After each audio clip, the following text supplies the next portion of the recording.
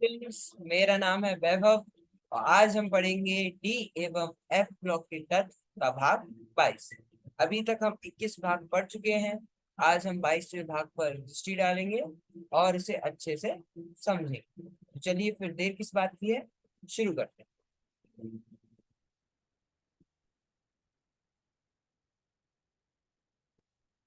हाँ, तो आज हम पढ़ेंगे K2Cr27 पोटेशियम डाइक्रोमेट, जो कि अभी तक हमने पिछले भाग में पढ़ा था। आज हम उसे खत्म करेंगे, है ना।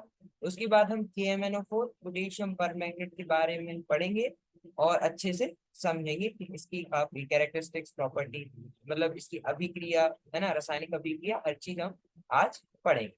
ठीक है, तो चलो फिर आगे बढ़ते हैं।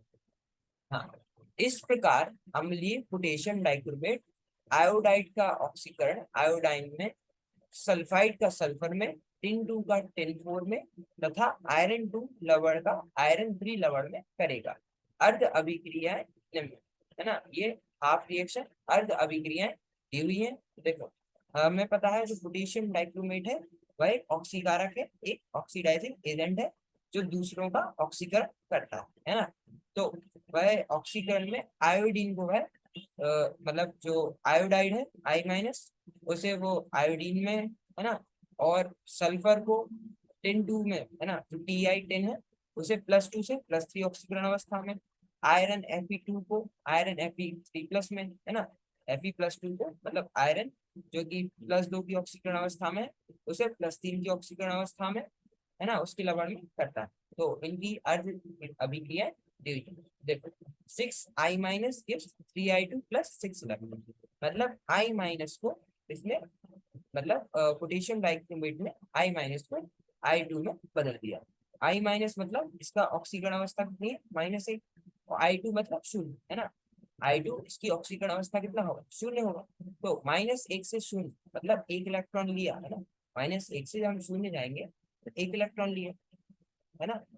-1 से मतलब 1 इलेक्ट्रॉन दिया, सॉरी, लिया नहीं दिया। -1 से 1 इलेक्ट्रॉन उसने दिया, 1 इलेक्ट्रॉन दान की करेगा, तभी +1 चार्ज आएगा, है ना।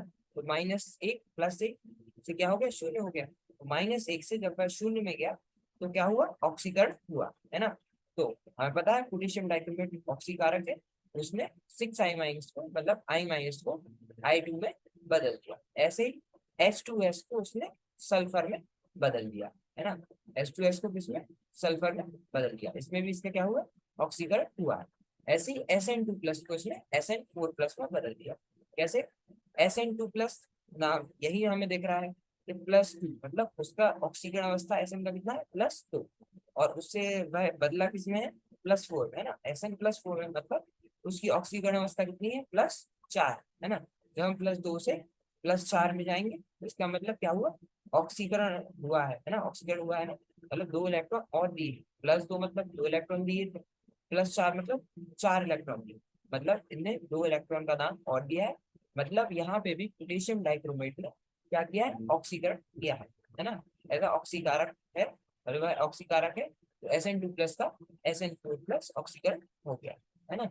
ऐसे ही जो पोटेशियम डाइक्रोमेट है वह Fe2+ का आयरन है, आयरन का सिंबल है ना। Fe से दर्शाते हैं हम आयरन को। Fe2+ से उससे कहाँ पे Fe3+ में बदला, प्लस मतलब +2 की ऑक्सीकरण अवस्था से +3 की ऑक्सीकरण अवस्था में, मतलब यहाँ पे भी क्या हुआ, ऑक्सीकरण हुआ। तो ये चीज, ये जो अभिक्रिया है ये हमें बताती है कि पोटेशियम डाइक्रोमेट है जो कि एक अच्छा ऑक्सीकारक है। ठीक है, इसमें कोई दिक्कत नहीं, अच्छे समझ आ गया, है ना। चलो आगे बढ़ते हैं। हाँ, संपूर्ण आयनिक अभिक्रियाओं को पोटेशियम डाइक्रोमेट की ऑक्सीकरण अर्ध अभिक्रिया तथा अपचायकों की अपचयन अर्ध अभिक्रिया को जोड़कर प्राप्त किया जा सकता है ना। जो संपूर्ण आयनिक अभिक्रिया है ना, संपूर्ण आयनिक अभिक्रिया को पोटेशियम डाइक्रोमेट की जो ऑक्सीकरण की अर्ध अभिक्रिया है तथा अपचायकों की अपचयन अर्ध अभिक्रिया है, उन दोनों को हम जोड़ेंगे तो हमें संपूर्ण आयनिक अभिक्रिया प्राप्त हो जाएगी, है ना। देखो यहाँ पे Cr2O7 2- ये है जो एक उसकी आधी जो अर्ध अभिक्रिया है Cr27 की, यहाँ पे वो दिखाई गई, है ना। तो Cr2O7 2 minus plus 14H plus plus 6Fe2 plus, है ना। यहाँ पे देखो, यहाँ पे क्या हुआ, Cr2O7 में जो Cr क्रोमियम है उसका क्या हुआ, अपचयन हुआ, है ना। यहाँ क्या है, Cr2O7 2 माइनस, तो यहाँ पे हमने पिछली भाग में देखा था कि Cr2O7 2 माइनस में जो क्रोमियम होता है उसकी ऑक्सीकरण अवस्था कितनी होती है, +6 होती है। कैसे, ऑक्सीजन की ऑक्सीकरण अवस्था -2, 7 परमाणु है ना, 7 × -2 कितना हुआ, -14 हुआ, है ना। और इस तरह पहले ही -2 का चार्ज है ना, Cr2 2 माइनस ये है, तो यहाँ पे -2 है ना, और ये क्या है, -14 है, -14 इधर जाएगा, क्या हुआ, +14, और -2 क्या हुआ, +12, है ना। और Cr2 कितने हैं, 2 है, एक का मान क्या होगा, 12/2, है ना। 2 से 12 को काटेंगे क्या आएगा, 6 आएगा, है ना। तो यहाँ पे जो क्रोमियम है उसकी ऑक्सीकरण अवस्था कितनी है, +6 है ना। लेकिन उसका यहाँ क्या हुआ, अपचय, क्यों, Cr2O7 2 माइनस में जो क्रोमियम था उसकी ऑक्सीकरण अवस्था थी +6, लेकिन यहाँ पे जब वो Cr में तब्दील हुआ, है ना, Cr3+ है ना, उसकी ऑक्सीकरण अवस्था है +3, मतलब +6 से +3, क्या हुआ, अपचयन, है ना। मतलब उसने 3 इलेक्ट्रॉन ग्रहण किए होंगे तब वह +6 से +3 में आया, ये क्या होता है, अपचयन होता है ना। लेकिन Fe2+ किसमें बदला, Fe3+, है ना। तो +2 की ऑक्सीकरण से +3 ऑक्सीकरण अवस्था में, मतलब इसका क्या हुआ है, ऑक्सीकरण हुआ है ना। Fe2+ से Fe3+ में क्या है, +2 के ऑक्सीकरण अवस्था से +3 के ऑक्सीकरण अवस्था में, मतलब एक इलेक्ट्रॉन का और दान दिया है, मतलब ऑक्सीकरण हुआ। तो यह चीज बताती है कि जो पोटेशियम डाइक्रोमेट है A2Cr2O7 वह एक अच्छा ऑक्सीकारक है ना, जो कि दूसरों का ऑक्सीकरण खुद का अपचयन करता है ना, किसी भी अभिक्रिया में। तो इसमें कोई दिक्कत नहीं, अच्छे समझ आ गया, है ना, पक्का। चलो फिर आगे बढ़ते हैं। पोटेशियम पर मैग्नेट को प्राप्त करने के लिए, है ना, अब हम बात करेंगे पोटेशियम पर मैग्नेट, है ना। तो पोटेशियम पर मैग्नेट को प्राप्त करने के लिए MnO2 को क्षारीय धातु हाइड्रोक्साइड तथा KNO3 जैसे ऑक्सीकारक के साथ संकलित किया जाता है ना। अब हम किसकी बात कर रहे हैं, KMnO4, पोटेशियम पर मैग्नेट। तो हम पोटेशियम पर मैग्नेट कैसे बनाए, है ना, अभी बात चल रही है, तो पोटेशियम पर मैग्नेट हम कैसे बनाए, तो यहाँ पर दिया हुआ है, पोटेशियम पर मैग्नेट बनाने के लिए हमें जो MnO2 है, मैग्नीज डाइऑक्साइड, है ना, MnO2 को क्षारीय धातु हाइड्रोक्साइड तथा, है ना, पहले उसे क्षारीय धातु जो कि हाइड्रोक्साइड है OH-, है ना, उससे उसकी क्रिया किया अभिक्रिया की जाएगी तथा KNO3 जैसे ऑक्सीकारक के साथ संकलित किया जाता है ना। इससे गाढ़े हरे रंग का उत्पाद K2MnO4 प्राप्त होता है, जो उदासीन या अम्लीय माध्यम में असमानुपातित होकर पोटेशियम परमैंगनेट देता है ना। क्या करते हैं, पहले पोटेशियम परमैंगनेट को प्राप्त करने के लिए हम क्या करेंगे, MnO2 मैग्नीज डाइऑक्साइड को क्षारीय धातु हाइड्रोक्साइड तथा अम्ल जो KNO3 है इन जैसे ऑक्सीकारक के साथ सम्मिलित किया जाता है।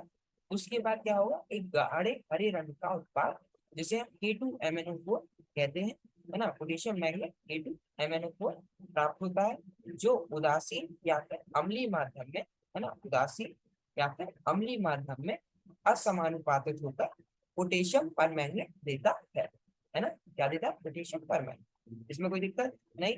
चलो फिर अभिक्रिया देखते, देखो ये है हमारा मैग्नीशियम डाइऑक्साइड MnO, है ना। इसका हमने रिएक्शन किससे किया, इसकी अभिक्रिया हमने किससे की, KOH से, है ना। ये धातु है ना क्षारीय धातु जिसमें OH होना चाहिए, तो K है जो कि धातु है, पोटेशियम एक धातु है, हाँ, तो MnO2 प्लस KOH, और यहाँ पे ऑक्सीजन भी है ना, तो MnO2 plus KOH plus O2, इससे क्या बना, K2MnO4 प्लस H2, है ना, manganese dioxide plus KOH plus O2, है ना। इससे फल क्या आया, K2MnO4 प्लस 2H2O, ठीक है, इसमें कोई दिक्कत नहीं, चलो, है ना। अब ये देखो K2MnO4 यहाँ पे हम सिर्फ इसे ले रहे हैं, है ना, ये एनायन जो है हम सिर्फ इसे ले रहे हैं, है ना, जो ऋणात्मक भाग है इसे लेंगे, तो ये हुआ MnO4 2-, है ना। इस इसकी अभिक्रिया कराई हमने H+, है ना। तो अब ये जो MnO4 2- है तो किसमें तब्दील हो गया, MnO4 माइनस, है ना, इसमें तब्दील हो गया MnO4 माइनस, MnO4 2 माइनस से MnO4 माइनस में, और क्या बना MnO2 प्लस H2। ये MnO4 क्या है, ये ऋणात्मक भाग है के MnO4 का, है ना, जैसे यहाँ MnO4 2 माइनस किसका था, K2 का, है ना, K2 MnO4 का, है ना, ऐसे ही ये जो MnO4 है वह किसका है, के MnO4 का। तो ऐसे ये ये अर्ध अभिक्रिया है ना, जिसमें हम सिर्फ एनायन ऋणात्मक आयन या फिर कैटायन या फिर धनात्मक आयन दिखा रहे हैं, है ना। तो ऐसे MnO2 को हमने KOS और O2 से अभिक्रिया कराई, तो फल आया K2MnO4 प्लस H2O। K2MnO4 का हमने ऋणात्मक आयन MnO4 2 माइनस लिया, उसे हमने एक किसमें, उदासीन या फिर अम्लीय माध्यम में, एसिडिक या फिर उदासीन माध्यम में उसका जो असमानुपातित हुआ उससे पोटेशियम परमैंगनेट बना, है ना। तो MnO4 2 minus plus H plus से क्या है MnO4 माइनस, है ना, ये क्या है ऋणात्मक भाग है ये MnO4 का, प्लस MnO2 बनाओ H2।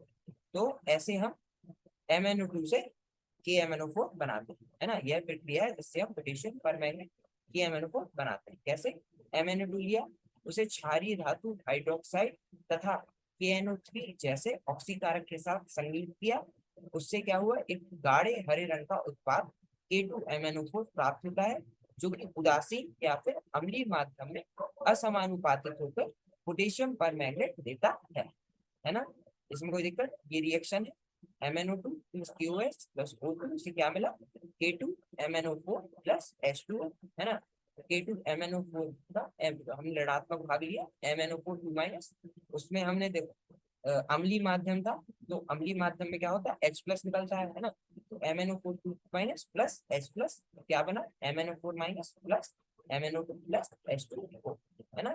तो MnO4 माइनस है ये क्या है KMnO4 का ऋणात्मक भाग, मतलब ऐसे हम MnO2 से KMnO4 बनाते हैं, इसमें कोई दिक्कत नहीं। चलो फिर आगे चलते हैं, है ना। औद्योगिक स्तर पर इसका उत्पादन MnO2 के क्षारीय ऑक्सीकरण संलयन के पश्चात मैग्नेट 6 के वैद्युत अपघटनी ऑक्सीकरण द्वारा किया जाता है। क्या, औद्योगिक स्तर पर जब हम इंडस्ट्रियलाइजेशन की बात करते हैं, औद्योगिक की बात करते हैं, उस स्तर पर जो MnO2 के क्षारीय ऑक्सीकरणीय संलयन के पश्चात, है ना, जो MnO2 है उसका हम क्षारीय ऑक्सीकरण संलयन करते हैं, उसके पश्चात जो मैग्नेट 6 है उसके वैद्युत अपघटनी ऑक्सीकरण द्वारा लिया जाता है। ऐसे हम MnO2 से पोटेशियम परमैंगनेट KMnO4 बनाते हैं। कैसे, MnO2 है KOH के साथ संलयन किया, है, वायु या KNO3 के साथ ऑक्सीकरण, क्या बना MnO4 2 माइनस मैग्नेट आयन बना।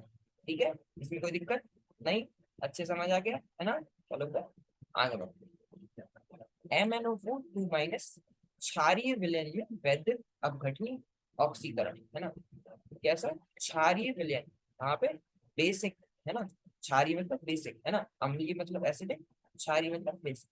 तो जब MnO4 2 माइनस का मैग्नेट आयन का क्षारीय विलयन में वैद्युत अपघटनी करेंगे, है ना, वैद्युत अपघटनी ऑक्सीकरण करेंगे, तो हमें क्या मिलेगा, मैग्नेट आयन से पर मैग्नेट आयन मिलेगा, है ना। देखो मैग्नेट आयन और पर मैग्नेट आयन में अंतर ये होता है कि यहाँ जो मैग्नेट आयन है इसमें Mn का ऑक्सीजन कितना होता है, देखो देखते हैं। यहाँ पे ऑक्सीजन का ऑक्सीजन अवस्था -2, है ना, 4 परमाणु है, 4 गुणा -2 हुआ -8, यहाँ पे -2 है, यहाँ है -8, माइनस से इस तरफ आएगा क्या हुआ +8, -2 क्या हुआ +6। तो यहाँ पे मैग्नेट आयन में ऑक्सीजन अवस्था कितनी थी +6, और जब हम क्षारीय विलयन से इसके वैद्युत अपघटनी ऑक्सीकरण करेंगे तो हमें फल में मिलेगा पर मैग्नेट आयन MnO4 माइनस, है ना, यही हमें KMnO4 है ना, यही हमारा KMnO4 है ना। तो इधर हम देखें तो मैग्नीज जो है Mn उसका ऑक्सीकरण अवस्था कितनी होती है, ऑक्सीजन कितना -2 गुणा 4 से होगा तो -8, यहाँ पे होता है -1, ये होगा -8, -8 यहाँ पे आएगा क्या होगा +8, है ना, +8 -1 क्या होगा +7। तो यहाँ पर मैग्नीज जो पर मैग्नेट आयन है इसकी ऑक्सीकरण अवस्था +7 होती है। तो ये अंदर है मैग्नेट और पर मैग्नेट आयन, है ना, इसका ऑक्सीकरण अवस्था मैग्नेट का +6 और पर मैग्नेट का +7, इसमें कोई दिक्कत नहीं, अच्छे समझ आ गया, है ना। चलो प्रयोगशाला में मैग्नीज 2 आयन के लवण पर ऑक्सो मतलब पर ऑक्सीड सल्फेट द्वारा, है ना, जो पर ऑक्सो डाइसल्फेट, है ना, जो पर ऑक्सो डाइसल्फेट है उसके द्वारा ऑक्सीकृत होकर परमैंगनेट बनाते हैं। देखो, पर ऑक्सो डाइसल्फेट हम इसे बोलते हैं, है ना, क्योंकि ये H2OH है ना, ये हो गया पर ऑक्सो डाइसल्फेट, है ना। तो इसमें हम मैंगनीज टू आयन के लवण, है ना, मैंगनीज टू आयन के लवण पर ऑक्सो डाइसल्फेट द्वारा ऑक्सीकृत होता है, ये इन्हें ऑक्सीकृत करेगा होकर पर मैग्नेट बनाते हैं। कैसे? जो Mn2+ है, यहाँ पर मैग्नीज का ऑक्सीकरण अवस्था +2 है ना, इसकी अभिक्रिया होगी H2OH 2 +H2O से। यहाँ पे Mn जो है वह +2 से +7 में आ गया, है ना, +2 से +7 में आ गया, तो इसका क्या हुआ? ऑक्सीकरण, है ना। ऑक्सीकरण किसने किया? H2OH ने किया, पर ऑक्सो डाइसल्फेट ने किया, है ना। और अगर आप देखो पर ऑक्सो डाइसल्फेट, इसका क्या हुआ होगा? अपचय हुआ होगा। क्यों? क्योंकि अगर वह ऑक्सीकृत कर रहा मतलब वह ऑक्सीकारक है ना, ऑक्सीडाइजिंग एजेंट। तो यहाँ पे +2 से +7 हो गया, है ना। तो प्रयोगशाला में मैग्नीज 2 आयन के अलावा पर ऑक्सो डाइसल्फेट द्वारा ऑक्सीकृत होकर पर मैग्नेट बनाते हैं, और इसकी अभिक्रिया है 2Mn2+ plus 5H2OH 2- plus 8H2, इससे क्या मिलता है? 2MnO4- plus 10SO4 2- plus 16H+, है ना। यहाँ पे जो 258 है, ये आपको याद करने की जरूरत नहीं है, बैलेंसिंग में आ जाएगा, है ना। हमें अभी यहाँ पर ये देखना है कि फल में हमें क्या मिलता है ना। तो फल में MnO4 मिलेगा कैसे? जब हम मैग्नीज +2 का H2OH 2- पर ऑक्सो डाइसल्फेट से अभिक्रिया कराएंगे पानी के होते हुए, है ना, पानी के साथ। तो इतना समझ आ गया आपको अच्छे से, है ना। तो आज के लिए हम इतना ही रहने देते हैं। आज हमने क्या किया? आज हमने पोटेशियम डाइक्रोमेट K2Cr27 अच्छे से पढ़ा और उसे पूरा खत्म किया, है ना। तो मैं आशा करता हूँ कि अब आप एक बार K2Cr27 पोटेशियम डाइक्रोमेट, है ना, अपनी पुस्तक से और अच्छे से पढ़ लीजिए, क्योंकि इसमें जो अभिक्रिया है वो याद करनी पड़ेगी, किससे क्या बनता है, इसका ऑक्सीकरण से क्या बन, जैसे I- से I2 बन रहा था, है ना, H2SO सल्फ्यूरिक बन रहा था, है ना। और यहाँ पे भी और बाकी जो अभिक्रिया है आपको ये याद करनी पड़ेगी, है ना। तो आज हमने KMnO4 पोटेशियम परमैंगनेट के बारे में पढ़ा, है ना। बाकी अगली कक्षा में हम पोटेशियम परमैंगनेट को और अच्छे से देखेंगे, है ना, इसकी अभिक्रियाएं क्या होती है ना, रासायनिक अभिक्रिया क्या होती है, इन सब पे चर्चा करेंगे, है ना। तो आज के लिए इतना ही रखने देते हैं, बाकी धन्यवाद, थैंक यू, मिलते हैं अगले बार।